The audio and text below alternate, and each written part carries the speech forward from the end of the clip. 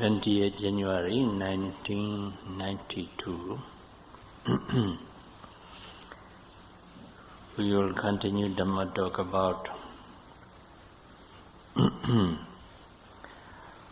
overcoming worry,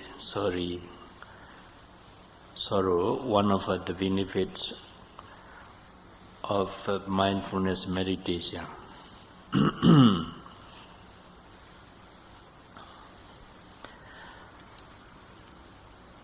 Where did we stop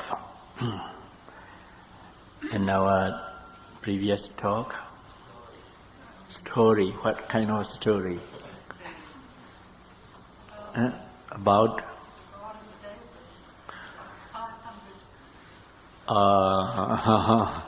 Yes, the devas, the deities who has lost 500 wives. A great deal of wives.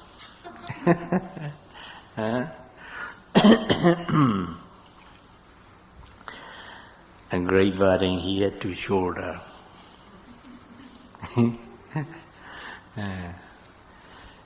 Then where did he go?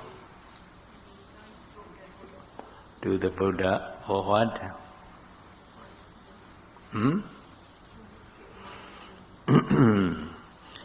To ask for advice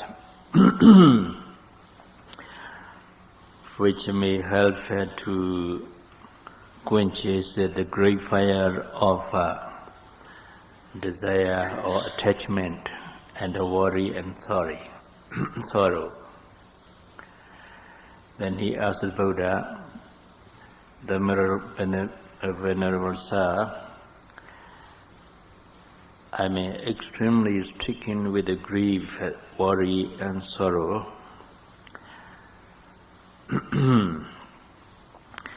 because the 500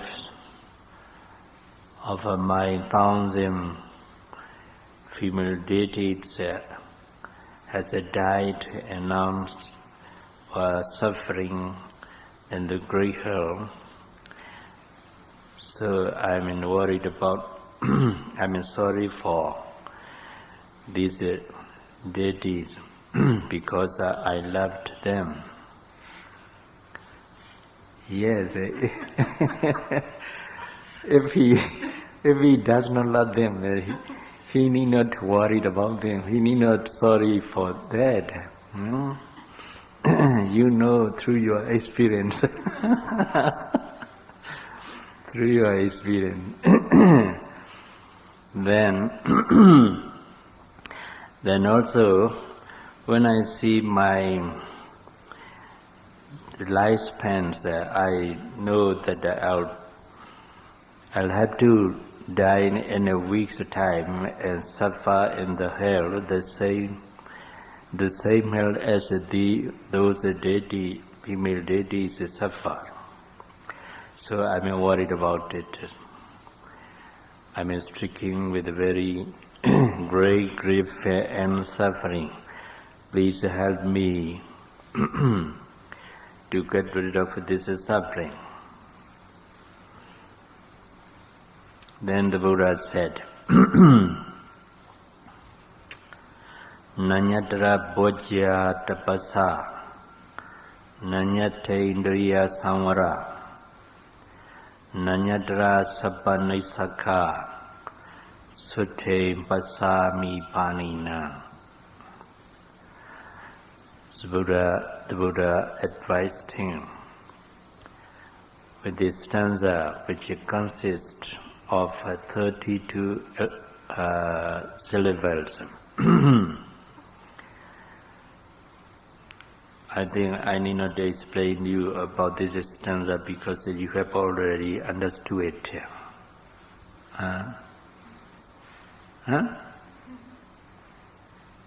You do not understand?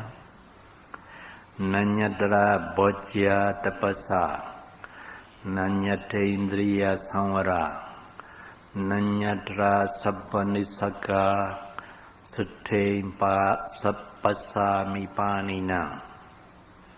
Pali.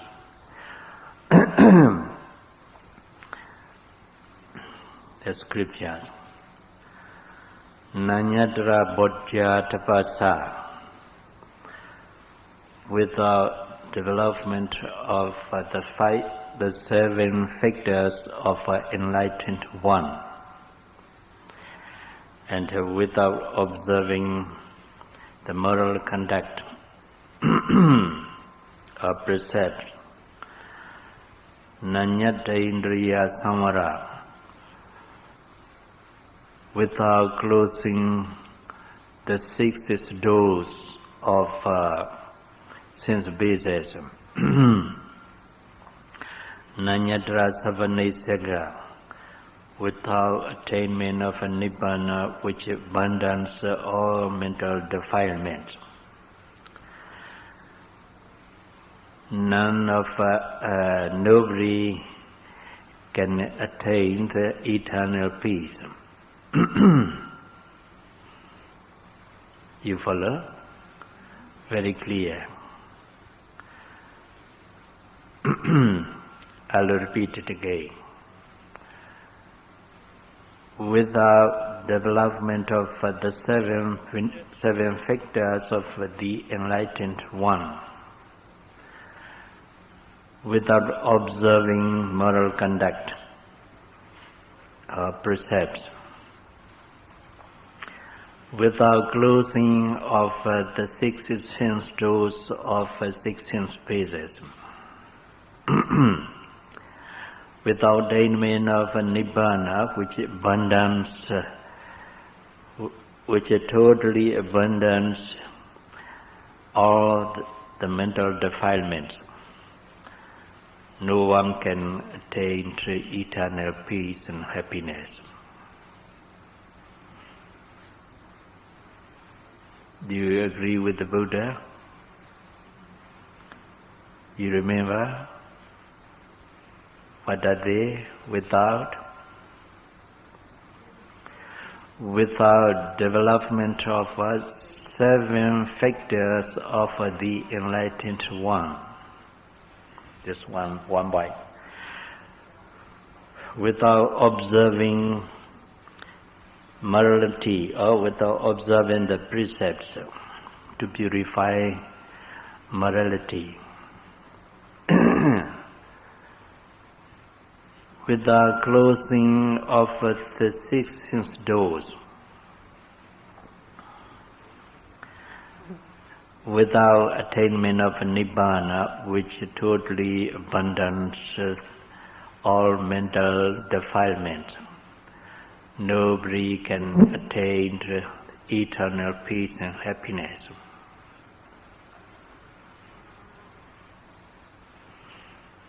Do you agree with Buddha? Huh? What are the points that the Buddha advised to this deity? The first one?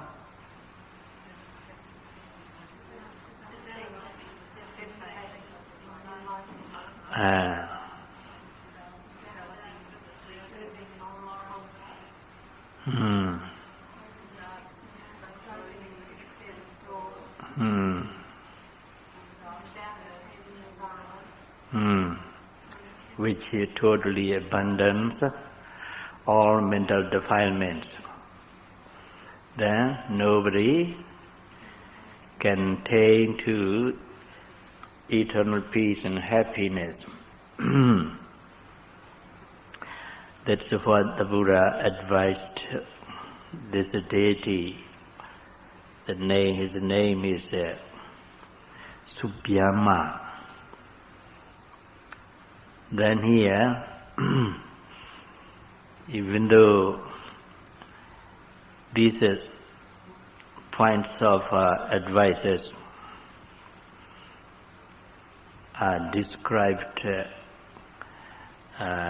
briefly in the Pali text, actually the Buddha explained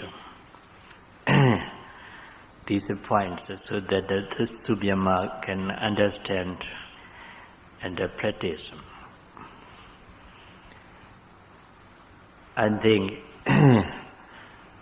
we I need not explain you these points of advices because you have already grasped the meaning of these points. Huh? Need I explain you? No. Huh? No need. Then what are the seven factors of enlightened ones? Huh? Huh? Ah. How can you develop these seven factors of the enlightened one? It's also translated as, in some cases, seven factors of enlightenment. Actually, seven factors of enlightened one is better than the translation in accordance with the scriptures. Then, do you know how to develop these seven factors of enlightened ones? No. Then, do you know how to observe the precepts so that you can purify your morality? You know? What kind of a precept have you observed? You are observing? Huh? Yes. Abstention from killing, yeah?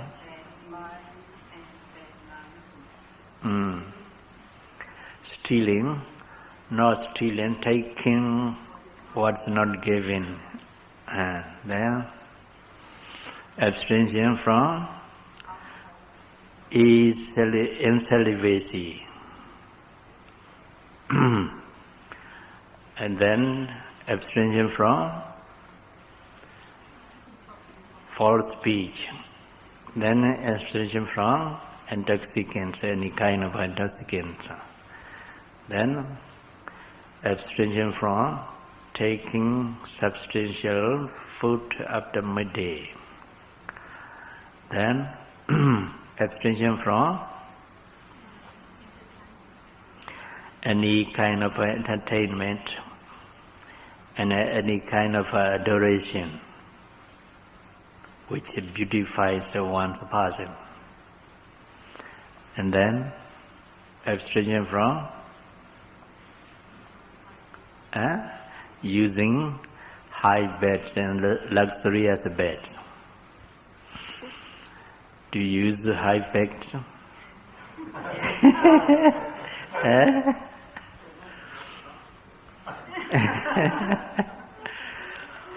There may be double beds in your room.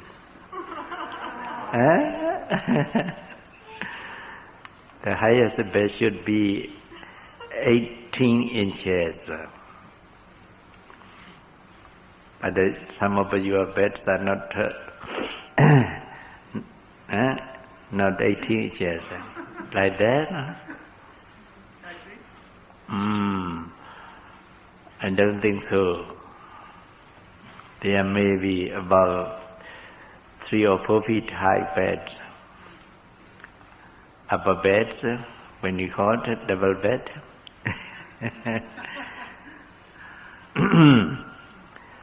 Yes. When you observe fully these precepts, you are hopeful to have deconcentration because you do not feel guilty conscious about your deed and speech. Because your deed and speech is purified by means of observing the 8 precepts. Then another one, without closing the 6 doors, without closing of the 6 sense doors. Do you know how to close your 6 sense doors? You know? And when you can close your doors. Could you close? How do you close it? Huh? Mindfulness and noting of what? Seeing, hearing. Yes. Noting, mindful of what is seen, what is heard, what is smelled, what is tasted, what is touched, and what is thought about. Then your sense doors has been closed. None of the mental defilements can come into the mind because the closed 6 doors are closed. Now you know how to close the doors, but some of the meditators doesn't know how to close the door without making noise. Without making noise. And when they get into the hall and they leave the hall, then they close the door, making great noise, which is very much helpful to the concentration of the other meditators.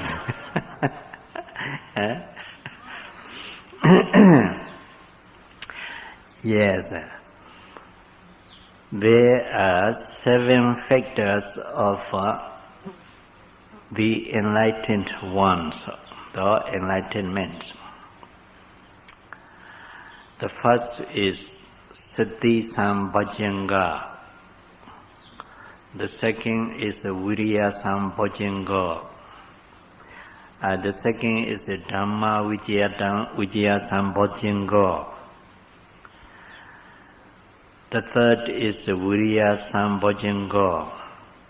The fourth is Samadhi Piti Sambhajanga. The fifth is Samadhi Sambhajanga. The sixth is Piti Sambhajanga. The seventh is Upakar Sambhajanga. You don't know because even you haven't heard of these words. Yes.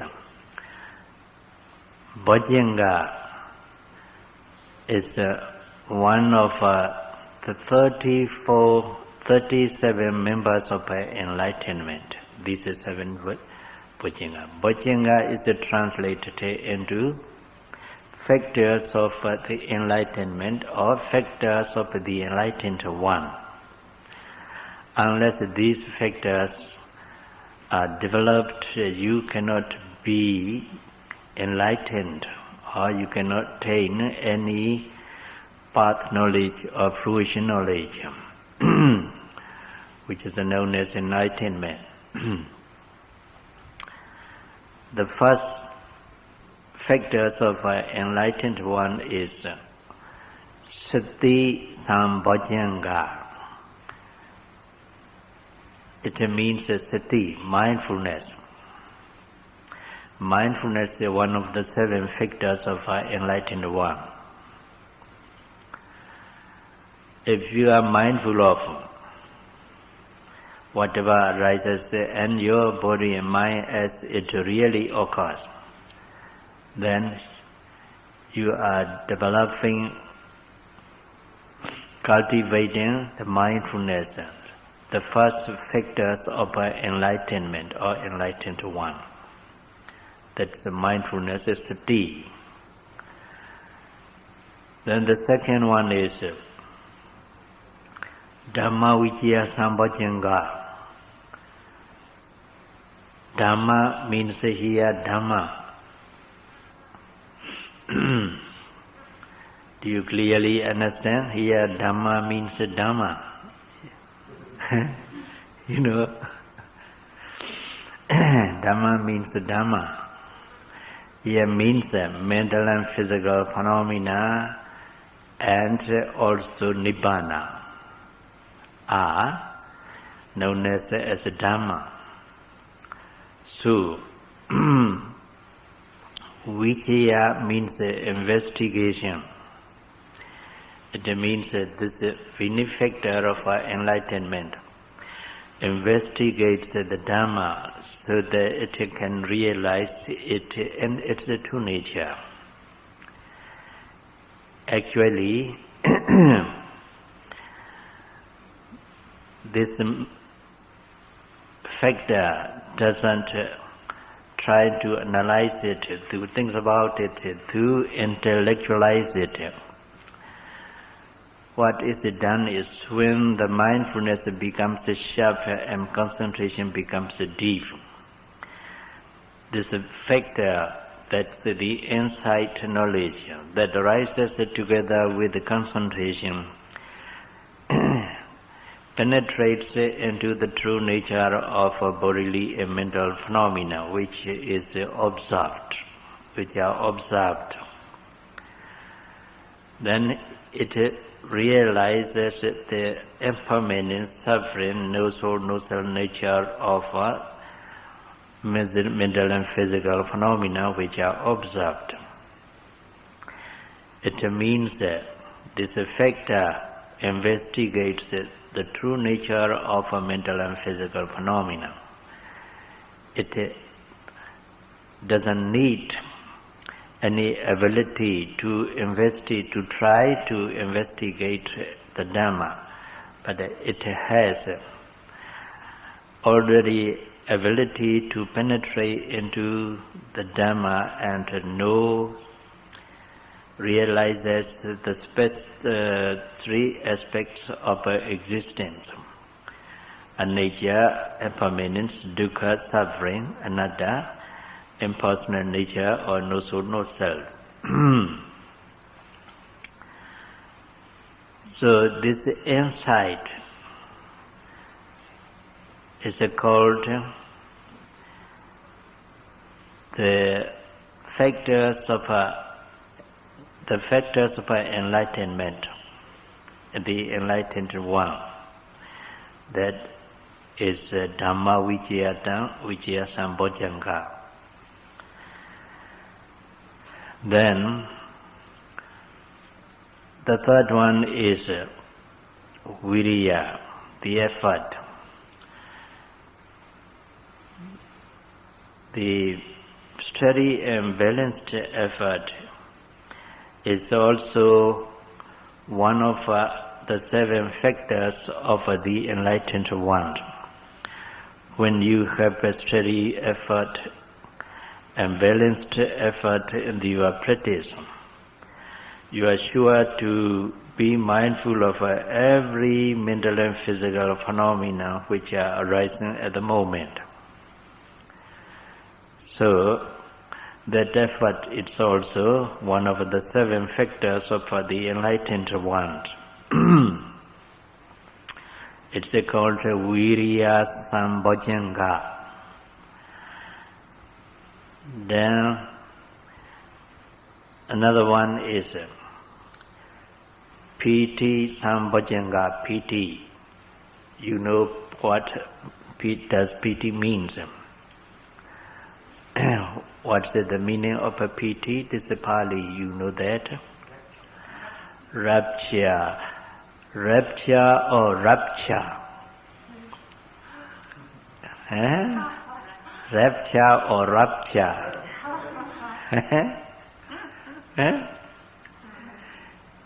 Rapture. That's the ecstatic delight, which is very tender, very tenderly infiltrating or diffusing. Rapture. When you feel rapture on any part of your body, while your concentration is good enough, you need not put the conscious effort into your practice, because the effort becomes steady and balanced by itself. So the concentration becomes deep. Then you feel calm, serene and tranquil. So you feel the rapture, the very pleasant sensation, tender sensation of ecstatic delight. The whole body is suffused with the very tender feeling of the ecstasy or delight. Sometimes you feel a goose pimple. Could I use this word? Goose pimples.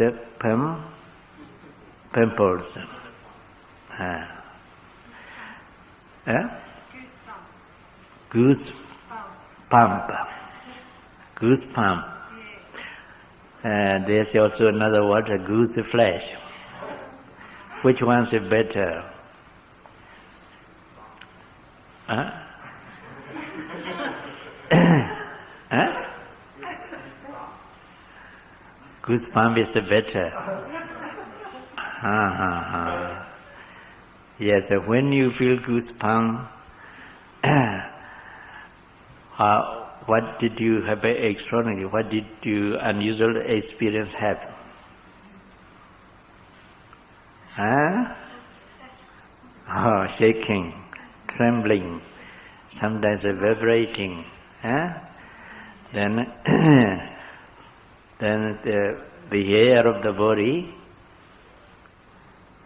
erects on its end. Huh? The hair of the body stands on end. Then, in that state of feeling sensation is called rapture. That's also one of the factors or 7 factors of enlightened one. Have you had this experience? Huh? You have? Yes. Be careful. Be careful. This is a very good enemy of a yogi.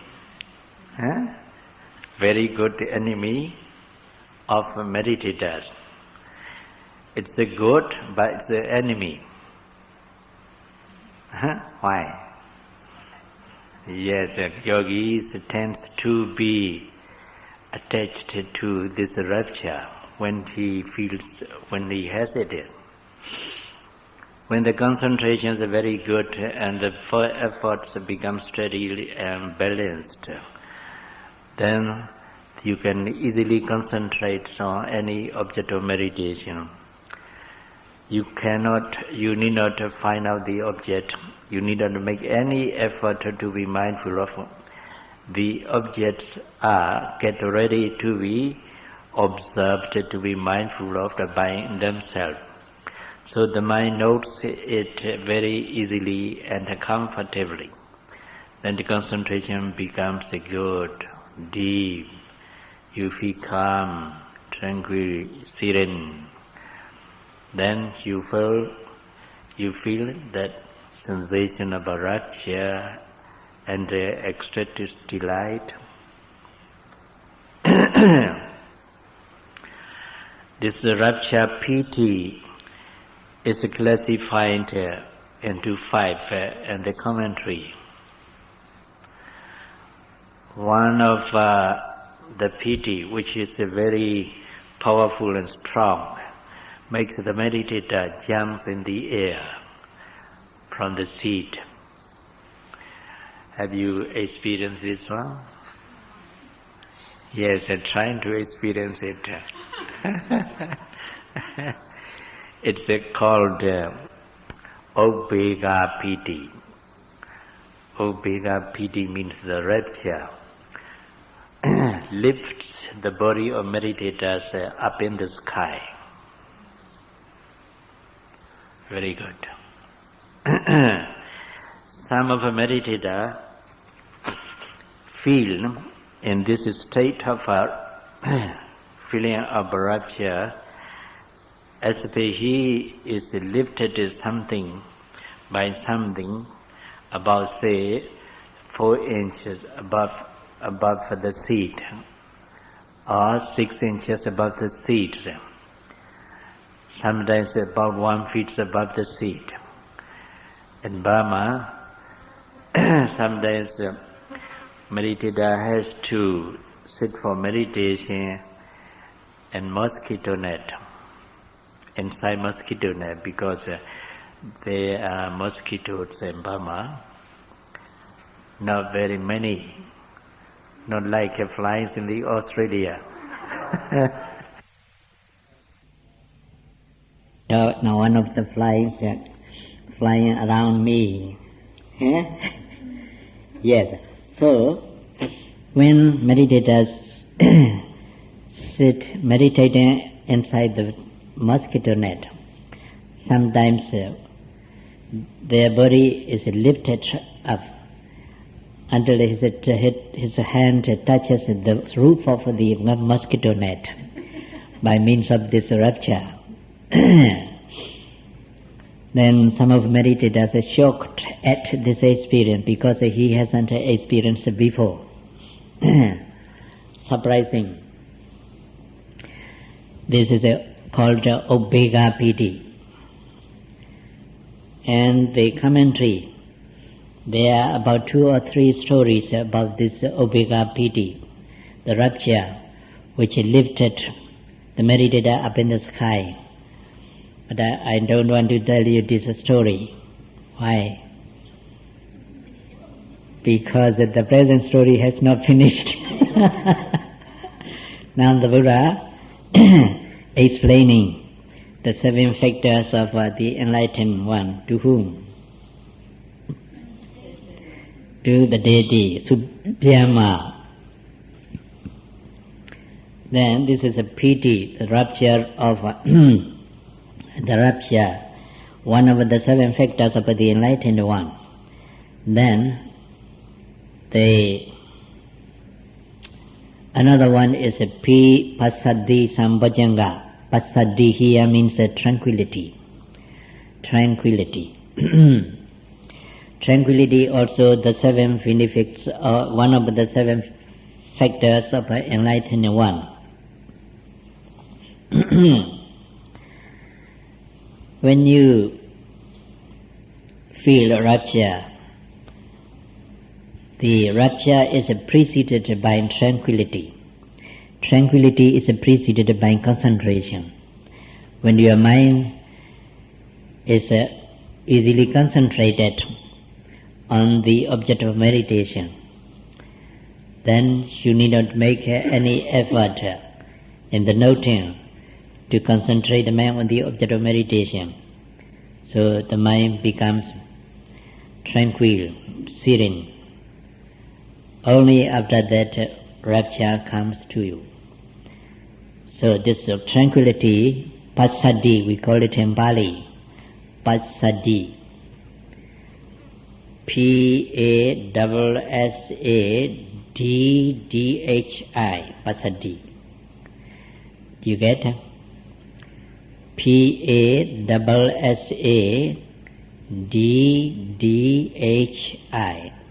Passaddhi.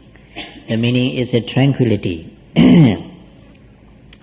This is also one of the 7 factors of enlightenment. Then another one is a samadhi. You know that?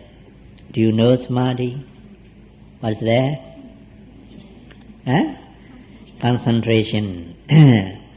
The concentration also one of the 7 benefactors of the enlightened one. I need not to explain it because you have experienced it to a certain extent. Sometimes you have this experience, this concentrated mind, continuously about 10 minutes or 20 minutes now, I think so. Then The last one is Upekha Sambhojanga. Upekha here means equanimity. Equanimity. When you have attained rapture, and then you observe it. Rapture, pity, pity, pity, pity. When you observe the pity becomes calm and balanced. Then you are not attached to the pity because you do not accept it as a pleasant sensation because you are mindful of it. Then, in that case, your mind doesn't go up. The concentration also neither deep nor superficial. The efforts become balanced and steady. So in this state of a meditated experience, you feel neither happy nor unhappy. You are in the middle of happiness and unhappiness. That state of a meditative experience is called equanimity. This equanimity also the factors of one of the 7 factors of enlightenment. It's called Upekha Sambhojanga. Then we can say Sati, Dhammavicaya, Viriya, Piti, Passaddhi, Samadhi, Upekha. There are 7 factors of enlightenment. Now that I explained you the meaning of these 7 factors, then you know how to develop these 7 factors in you. You know? Huh? How can you develop? Mindfulness. Mindfulness. Mindfulness is an all-inclusive mentality, all-inclusive Dhamma. So, if you are mindful of any mental or physical process without a break, to have a sharp, powerful and constant mindfulness, then the concentration becomes deeper and deeper. Then the insight arises based on the deep concentration. Then that insight realizes mental and physical phenomena which are observed at that moment. Then you can attain all of these 7 factors of enlightenment or some of enlightenment.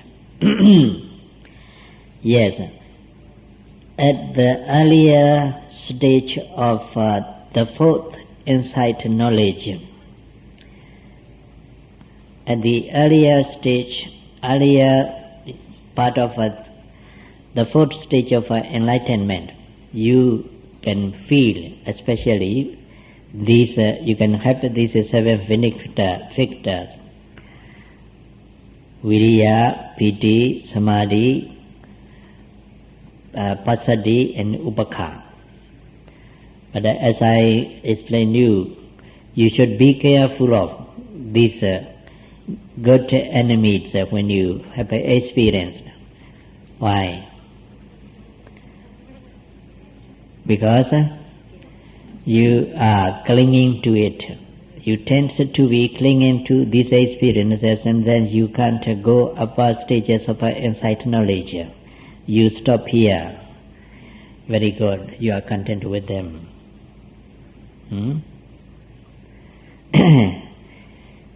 Sometimes some of the meditators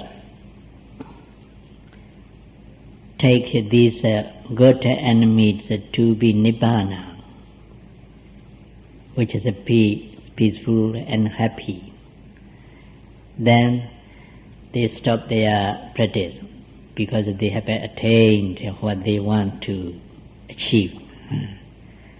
Actually, they have reached the 4th stage of enlightenment.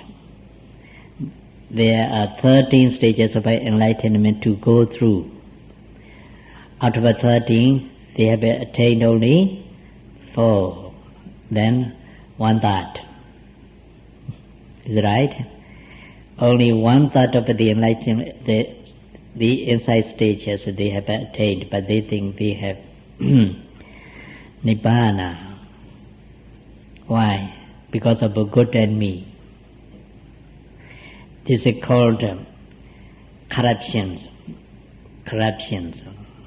This good and me corrupts your vipassana, insight, meditative experience, because when you are attached to these good experiences and you are content with them, your meditative experience, vipassana, stopped here.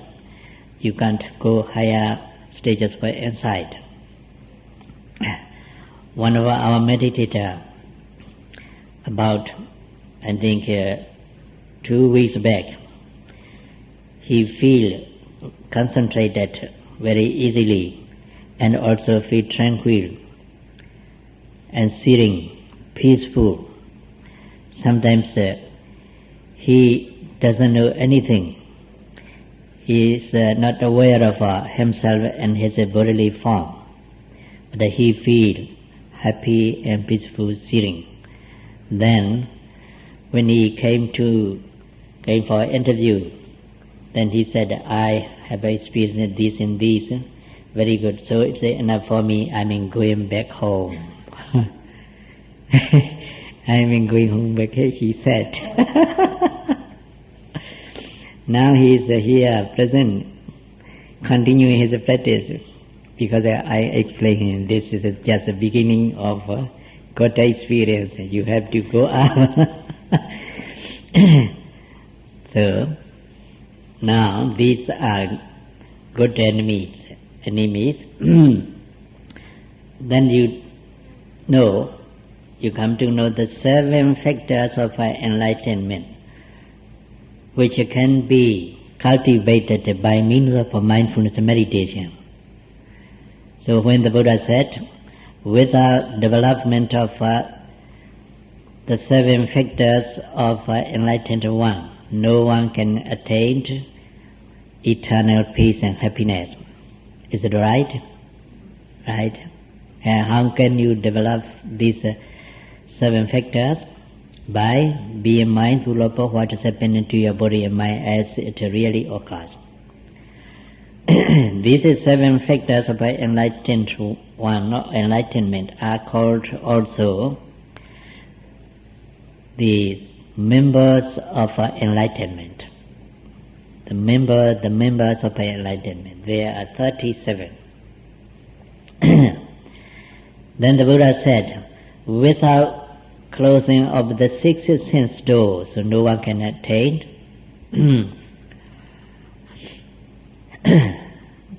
No one can attain eternal peace, happiness, that's a deliverance, emancipation, Nibbana. So, when you are willing to attain Nibbana, deliverance, or eternal peace, happiness, then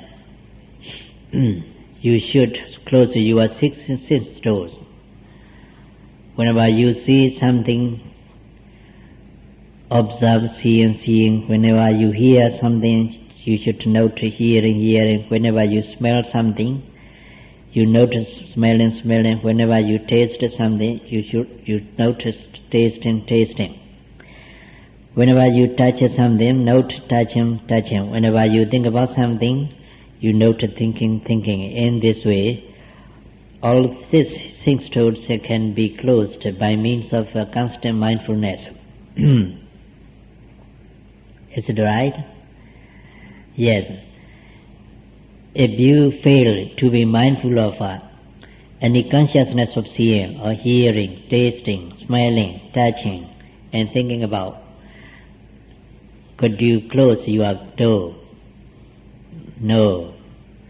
The enemy, the mental defilement will come very easily comes in.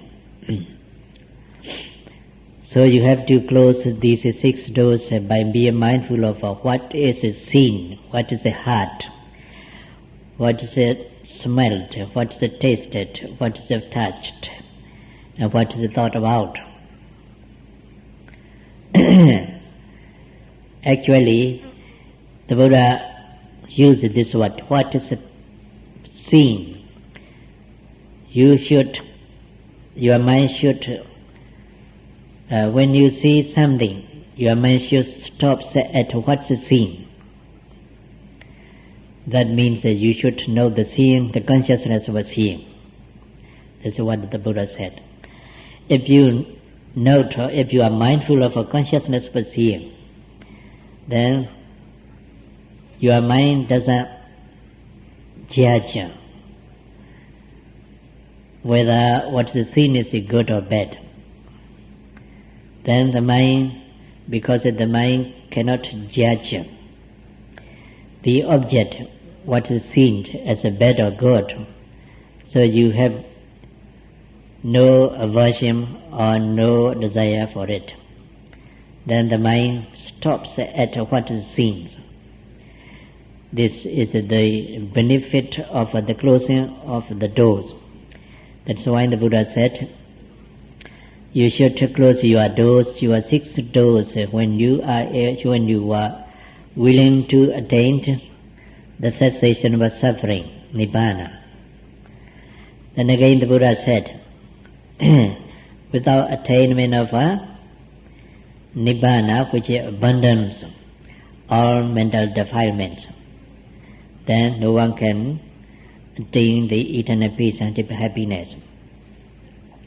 Here, first of all, the Buddha advised this deity, Subhyama, to cultivate the 7 factors of enlightenment by means of mindfulness meditation, and then to close the 6 doors by means of mindfulness meditation. When you are able to completely close the 6 doors, then he won't have any defilement at all, because he has attained the 4th stage of enlightenment. Then he won't have any of mental defilements. Then he has attained nibbana, the cessation of suffering or eternal peace and happiness, which abandons mental defilements. After the Buddha has clarified these points of advice to Subhyama contemplated on these points, and also mental and physical process which is arising at the moment, especially worry, sorry, and lamentation, and so on.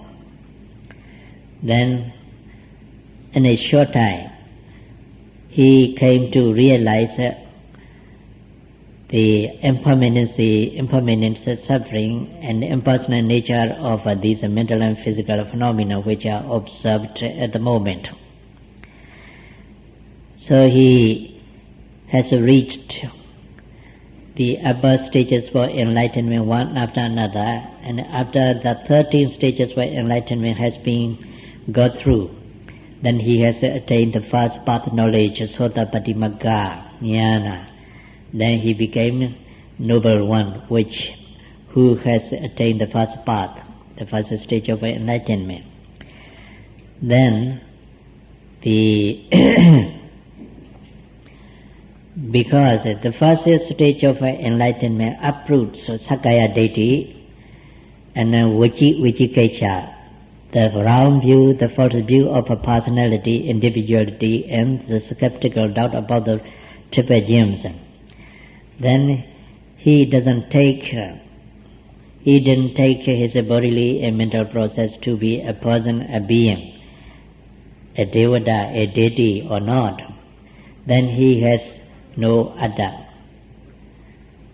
Because he has no idea of a personality and individuality, he hasn't also no wives, no female deities, because there's no person or being what really exists in the whole world is just mental and physical phenomena which are arising and passing away one after another.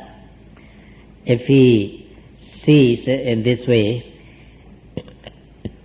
could he have any wife? No. Could he have?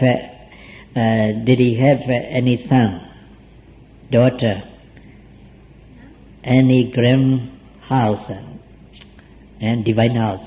No. Then, did he need to feel worry and sorry for the death of his deities? No. In this way, worry and sorry has been uprooted by mindfulness meditation. This is also one of the benefits of mindfulness meditation. Then another benefit of meditation is overcoming lamentation. When your relative has died, you lamentate the death of your relatives. You cry over it. You wailing over it. Then when your sons or daughter or parents have died, you lamentate over the death of your parents and sons and daughters. This lamentation has been destroyed or overcome by means of a mindfulness meditation. This is also one of the 7 benefits of mindfulness meditation. Here also the commentary described a woman whose husband, 2 sons and 2 parents and 1 brother has died in a day. So she was stricken with a great grief, worry, sorry and lamentation. When he happened to see that she went astray because she has gone mad because of these fires of grief, worry and sorry and lamentation. But one day she went into the Buddha's monastery, Jitavana, by walking as a troll. Then he saw the audience who listened to the discourse expounded by the Buddha. She went to the audience not to listen, but because she saw the gathering. The Buddha saw her. Then the Buddha said, "Sister Patachara, be careful." When she heard very sweet and clear voice of the Buddha, she came round. She got her senses by means of the Buddha's sweet song, a sweet voice. Then she sat down at the edge of the audience and listened to Dhamma. The Buddha aims his discourse at this woman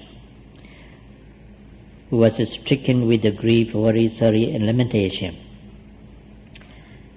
Then after the discourse has been delivered, this woman has attained the first path knowledge because he has gone through all 13 stages of enlightenment in a very short time. Then no worry, no sorrow, no lamentation at all. Then he requested the Buddha to ordain her. She requested the Buddha to ordain her a bhikkhuni. The Buddha tell bhikkhuni Sangha to ordain her a bhikkhuni. Then she became a bhikkhuni. Then he continued his practice because she has to attain the other higher stages of enlightenment. So diligently, enthusiastically, earnestly, he put more and more effort in the practice. Then one night he has attained the fourth stage of enlightenment and became Arahant. She was Patachara, who who had mastered the rules of a monastic code, the code of a monastic rules. Then she became Arahant, no limitation at all. In this way, mindfulness meditation can overcome limitation. Then the other benefits is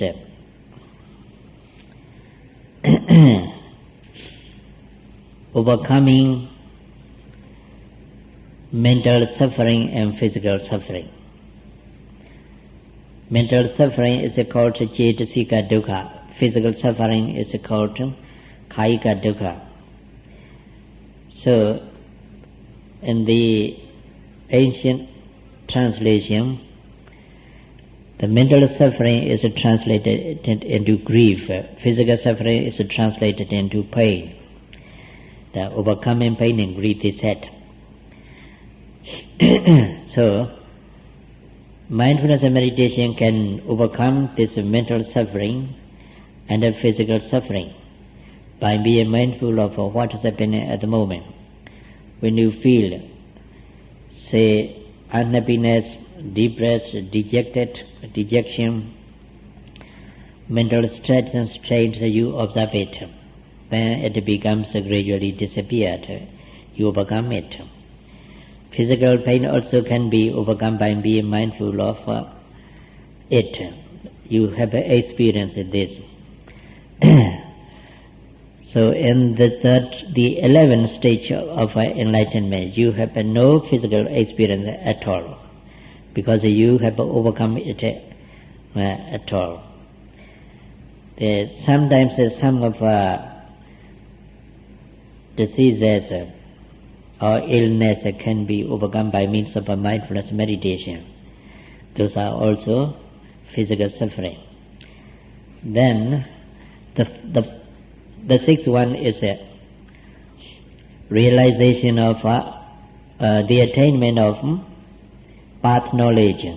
The first stage of path knowledge is second, third, and the fourth stage of path knowledge can be attained by means of a mindfulness meditation, like these Subhyama Deva and Patachara and so on. Because you are now on the right path and you have walked this path halfway. So if you proceed with your practice on this path, you are sure to attain any part of path knowledge, the first or the second, the third or the fourth. So you are hopeful, but do not expect, but just be mindful of it. If you expect, expectation becomes a hindrance. Then the seventh one is attainment of Nibbana. Time's up. May all of you rightly understand these seven benefits of mindfulness and meditation and strive your best and achieve your goal, the cessation of suffering.